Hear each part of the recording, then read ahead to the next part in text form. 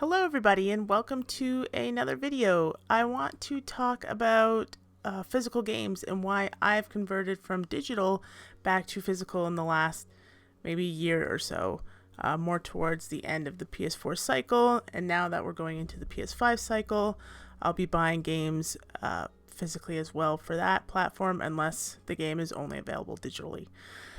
There are basically two personal reasons why I've decided to go back to physical media, not just in games, but in movies as well. I've been restocking my Blu-ray collection and all that stuff. But the number one main thing for me is I like to see what I own. I like to see my games or my movies or whatever on display on a shelf.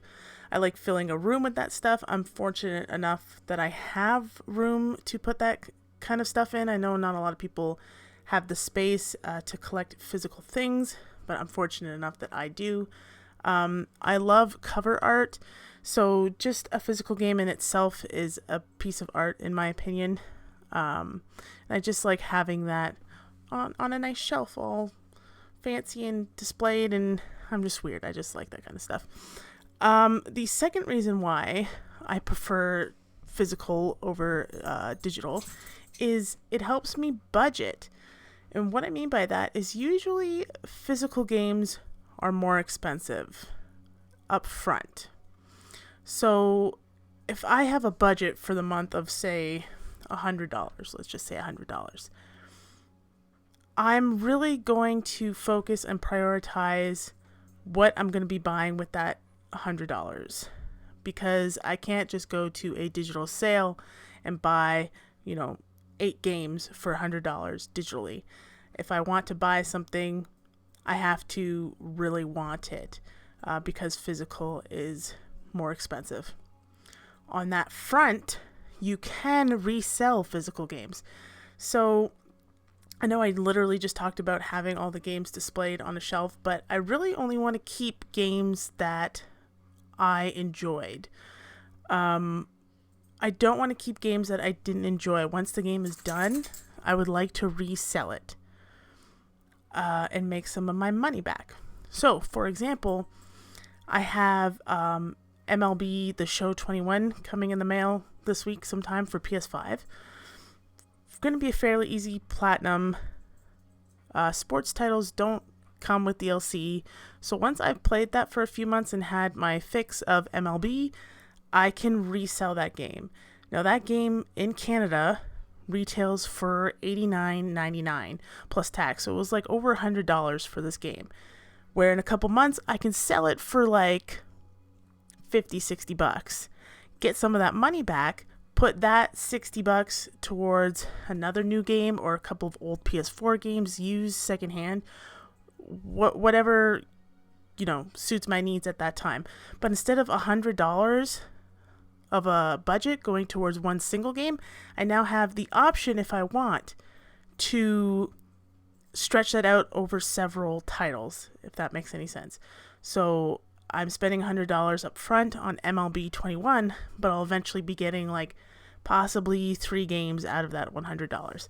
So to me personally, that's a big advantage to buying a physical as well. Now, with that being said, physical games can also be cheaper long term. So sometimes people buy games and they do what I just said, and they go to sell it, and you can get a new game within the launch week for $40 cheaper. At least that's what I do.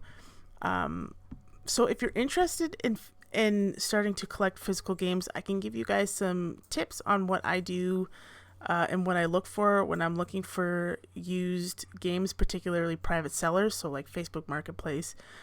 In Canada, we have Kijiji, which I guess is like the US version of Craigslist, and all that stuff. So I can totally do a separate video on how I go about getting games for the maximum amount of money that I can stretch. That being said, I have a pile of pickups here that I picked up in April. Mostly used games, some brand new ones that I kind of want to go through and do price comparisons to show you guys. Sometimes buying physical can be just as good or better than digital, purely for pricing purposes. And again, you can always resell physical games if you don't like them. So, let's get cracking into the games that I bought. So these first two games I bought from one person for $25. I wanted them 2 for $20. Oh, my dog's making noise. I wanted them 2 for $20, but they wouldn't budge, so $25, whatever. I'll still make out like a bandit on all these games. So a lot of these games I already have played and platinumed. It's starting to come down in terms of collecting PS4 physical games for me. It's coming down to converting the ones that I loved that I bought digitally into having a physical copy for them. So that's what the majority of these are. But I have purchased games in the past, and I still do, that I haven't played, that I plan on playing, that, end up in the never-ending backlog. So these first two games from the same person, $25. The first one is Plants vs. Zombies Garden Warfare 2. Love the Plants vs. Zombies games. I've said it time and time again. I've already platinumed this. I haven't gotten the 100%. It's unobtainable now because they shut down community challenges or something. I can't quite remember. Something to do with the DLC that's no longer available. But Plants vs. Zombies Garden Warfare 2. Love these games. Let's shove that there. I don't have any room on my desk. Callie, what's going on? Okay. The second game in that $25 bundle was Overwatch. Now, Overwatch is not a game that I've platinumed. It's not a game I'm planning on platinuming because it's extremely difficult. But this is like one of those long-term purchases for me. So, okay. Sorry about that. The dog. Overwatch is one of those long-time purchases for me. One of my goals is to have my PSN profile at all S ranks and A ranks. So this one is currently at like a C. I played it like launch year. Didn't play a lot of it because I was playing it mostly on PC, which is odd for me to do, but I did it. So I had to buy this again to eventually get the trophies that I am capable of getting. So Overwatch. This next batch of 5 games here were a total of $100 from one person, which was like $25 off of what they were asking. And I still saved money from brick and mortar prices. So the first game is one I haven't played yet, Assassin's Creed Syndicate. I know there's a lot of mixed reviews on this game, which is kind of why I bought it, to be honest. I was only going to play all the new Assassin's Creeds, so from Origins forward, because of the RPG mechanics, but there's something about this setting. I really want to play the Jack the Ripper DLC.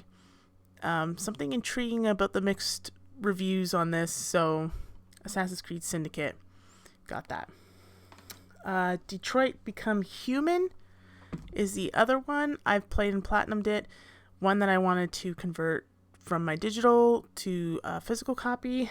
I do want to play it again though, because there are so many possible outcomes for certain situations that I just want to go like crazy and see what I can find.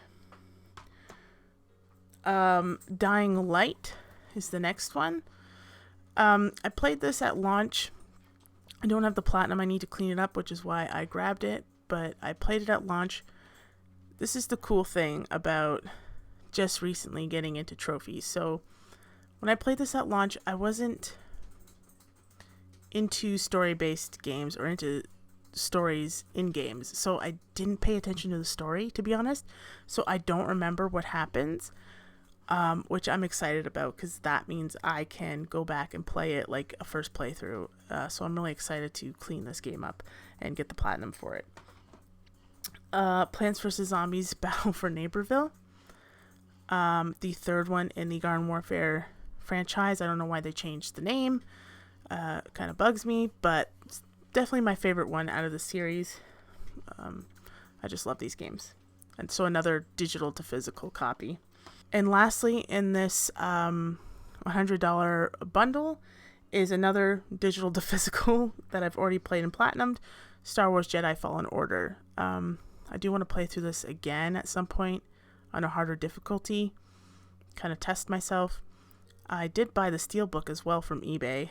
I've recently got into Steelbooks, which is a very expensive hobby, but yeah, love this game. If you haven't played it yet, please play it.